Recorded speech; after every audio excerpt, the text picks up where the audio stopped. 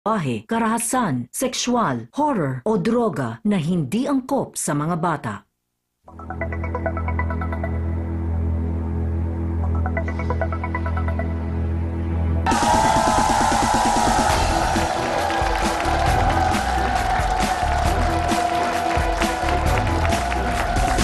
Gising na Pilipinas, samahan niyo kami sa loob ng isang oras at pag-usapan ang isang totoong kwento ng buhay. Mga istorya magbibigay sa atin ng mga aral at inspirasyon. Inspirasyon para magkaroon ng happy change. Yan po ang motto ng Face the People.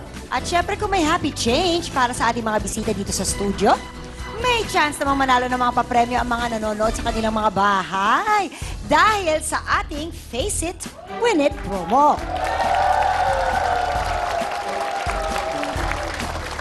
Kailangan lang nilang tumutok sa programa natin from start to finish. Ay, naku, napaka-exciting yan, Edu. Kaya naman doon muna ako sa ating excited na rin na taong bayan sa ating tambayan para masimulan na natin ang harapan. Tama. Thank you, Edu.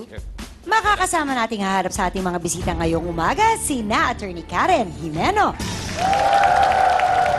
Dr. Camille Garcia, Father Sunny Merida. Sila ang mahal nating Konsensya ng Bayan. Mga pare ko, handa na ba kayo? Kaya mga kumari ko dyan, handa na rin ba kayo? Handa na kaming lahat dito. Kayo mga nasa bahay, maghanda na rin dahil oras na ng harapan dito sa Face the People.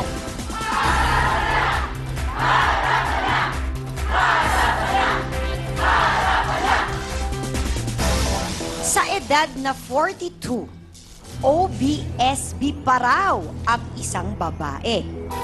Ito, tinanong ko kanina, ang ibig pala sabihin ng OBSB ay one boyfriend since birth. May As ganun in, pala isa lang ang nakapagpatibok. ng kanyang puso. Yes. Marami raw siyang manliligaw, pero lahat binasted niya. Pero ngayon, ang gusto raw ng kanyang pamilya, mag-asawa na siya. Bakit nga ba ayaw mong mag-asawa? Mabuti pa siguro humarap ka na sa taong bayan at umupo sa ating Silya de Konsensya, Arlene Canares. Humarap ka na!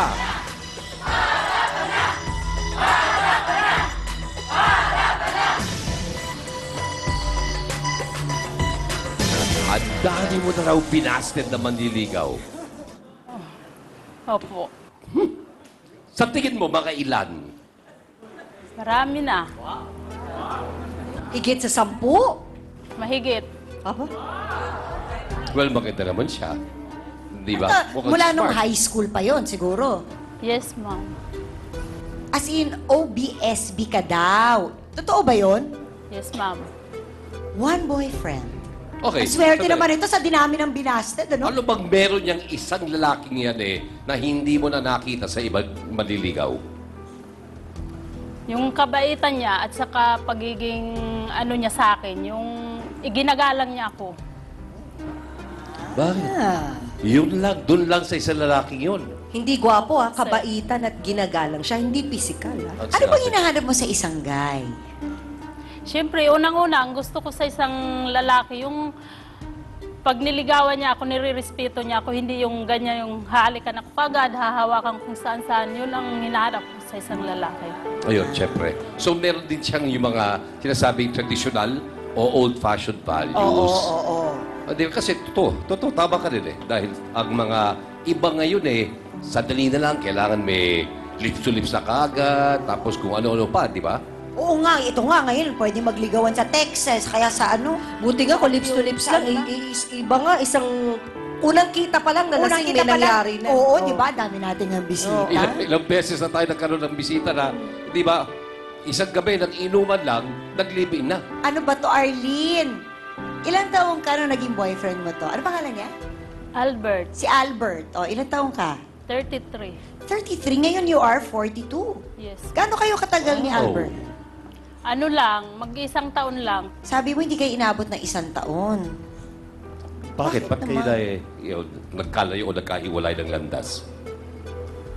Kasi nung panahon na mamamanhikan na siya sa amin. Tapos nung 2002 yun, nung October 11, namanhikan siya.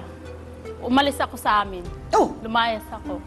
eh di ba inaasam-asam mo yun bilang babae na doon papunta ang inyong relasyon? Ba't umalis ka? Namamanhikan na eh. Irespeto yung pamilya, Oo. na idadaan sa proseso. Di ba? Old-fashioned talaga, may mamanhikan. Basta ayaw ko pa mag-asawa nung panahon na yun. Ayaw mo pa. May nakapagpulong sa kanya. Di ba? Wak. Di ba? Takbo! Di ba? Takbo naman siya. Teka, sandali. Nung panahon na yun, hindi ka pa ayaw mo pa talaga magpakasal. So, umalis ka Natakot na. ako. Natakot ka. Kaya ako umalis ng bahay namin. Natakot ka sa kasal. Ganun ba? Ayaw mo talaga. Ngayon ba gusto mo na magpakasal? O ayaw mo pa rin? Ayaw pa rin? Bakit kaya? Sorry, matanong ko lang. Nung tumakas ka, saan ka nagpunta? Sa Quezon, sa kaibigan ko. Sa kaibigan? Tumira ako doon ng 2 taon. Ha? Oh my gosh, Ang ganun layo, Quezon Province. Talagang hindi ka makahanap. Tsaka 2 taon siya nawala. Di ba? Teka muna. So, after nun, hindi ka na nagka-boyfriend. Ayaw mo na talaga sa guys? Ayaw ko.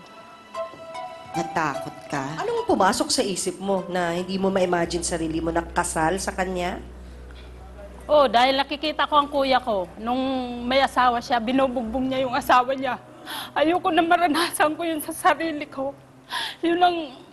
Kaya nung mamamanika na yung boyfriend ko, bigla akong umalis sa amin. Sa trip, hindi sa dahil tinututulan ko yung pabubugbog do kasi yan talaga hindi dapat nangyayari. Pero bakit ibinubugbog ng kapatid mo yung kanyang asawa? Yun nga ang hindi ko maintindihan kasi tuwing umuwi kasi doon ako nakatira sa kanila. Tuwing umuwi ang asawa niya, pag halimbawa, walang ulam, bigla niya lang sinasapak. Kaya ka na biglang natakot. Paano yan? Tumatakbo ang panahon. Siyempre, ayaw mo ba magkaroon ng anak, ng pamilya? Ayoko, masaya na ako sa buhay kong ganito eh. Totoo ba na yung kuya mo mismo, pinipilit ka na Oo. magkaroon na ng pamilya? Andyan yung mga kainuman niya na pinapapasok niya sa kwarto ko.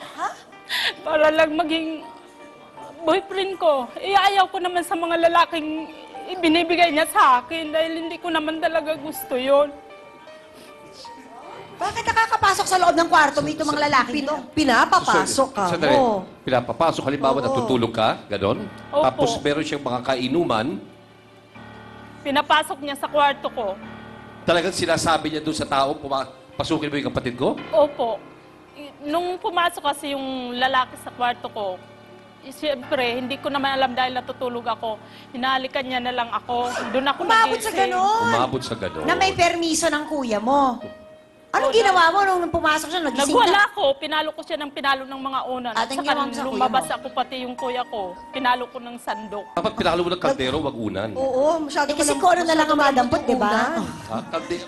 O kaya yung side table, kinuha O, di ba? mo. Side table talaga. Kaldero na may tutong. Ang bigat nun. Sa loob ng kwarto, may kaldero. May tutong. ah. Ito na mabigat yun, tapos magaspang pa kasi tutong eh. Yan. Sige na. Ito, taong bayan, kung may choice kayo, pipiliin nyo na lang bang maging single habang buhay? One boyfriend since birth. Oo. Payo ko lang, syempre di ba sabi mo, yung naging boyfriend mo, minahal mo. So, sana nagtiwala ka sa kanya kasi minahal mo siya eh. Sa lahat na nangligaw sa'yo, siya lang yung pinakaminahal mo. Sana nagtiwala ka sa kanya. Tapos, sabi nga nila, di ba, no man is an island. Nax! I love it! I love that! Bongga. No man is a silent. Totoo naman. Yung si yan. Albert ba, nakita pa kayo ulit? Hindi po. Hindi na simula nung nawala ka ng 2 taon. Pag umuwi mo dito, text, tawag, wala. Hindi po. Hindi mo man lang sinulatan at sinabihan na, Albert, pasensya ka na. At ako nagdalawang isip. Hindi po. Hindi pa ako handa. Hindi. Talaga? Di mo ba naisip parang siguro nasaktan si Albert? Sa Ay, oo, ng bongga. Kasi di ba, sa panahon ngayon na may mga text man lang, hindi mo siya naisipan i-text. Akala ko sa pelikula lang yan. Yung mga sa pelikulang bigla na tunatalikod, nawawala. Runaway bride. Yun, totoo pala, O, taong bayan, round 1 na ng ating botohan. At ang tanong natin, babaeng may edad na, Dapat pa bang maghanap ng asawa? Press A kung oo ang inyong sagot. Dapat pa siyang maghanap ng asawa o partner sa buhay. At press B naman kung hindi ang inyong kasagutan, magpaka-single na lang siya forever. Vote na taong bayan. A oo, B hindi. At ang resulta ng unang round ng ating botohan, 92% na nagsabing oo, maghanap ka pa. At 8% na nagsabing wag na. Single ka na lang daw forever. Sa ngayon, agree naman ako sa kanya eh. Kung hindi niya mahal, di ba kailangan mahal mo eh, hindi para sa... Hindi mo mapipilit yan eh. Oo. Pag mahal mo lahat, it would all fall into place. Di Tsaka ba? ba, lalong ayaw mo kapag may pumipilit sa'yo, di ba? Hindi. Sa tamang oras, ako exactly. magdidesisyon. Tama. Masasayang daw ang magandang lahi nila kapag hindi nag-asawa ang kapatid niya. Kaya hanggat pwede pa, dapat lang daw na mag-asawa na si Arlene. Mabuti pa umanap ka na, Jeff Canares! Ikaw, puro ka kasi Jeff, ikaw yung nakita ko nung kanina sa hallway. Akala mo, kambal mo eh, no? Yan. Maganda lahi niyo no? Siyempre. Siyempre naman. May ebidensya, di ba? Okay, para ako nakatingin sa salamin. Pare. Pero ba't ganun, Jeff? Bakit ganun lang ang sama ng loob sa kapatid mo? Biro mo, namamanigan na yung mga magulang kasama si Albert, di ba? Bigla siya mawawala. Sino naman matutuwa doon? Buti pa nga yung patay, nagpaparamdam, nangangamoy kandila kung nasa yung patay. Siya wala wala akong balita. Hindi nyo alam kung ano nangyari. Oo, ano nangyari? Sinasaktan mo daw yung asawa mo. Isa yan sa mga dahilan kung ba't natatakot siya magpakasal. Dahil nakikita niya kung paano mo saktan ang asawa mo. Sinasaktan ko dahil sa kanya. Paano? May utang pala siya So, sa asawa ko. sinasaktan mo, period. Oo. Binasbasan mo pa raw yung boss para pumasok sa kwarto niya. Boss pala. Boss. Naamin ko, totoo. Okay. Sa kagustuhan ni Jeff na mag-asawang kapatid niyang si Arlene, siya na mismo ang nagre-reto dito sa ibang lalaki. Alamin natin ang buong kwento ni Jeff sa pagbabalik ng Face the People.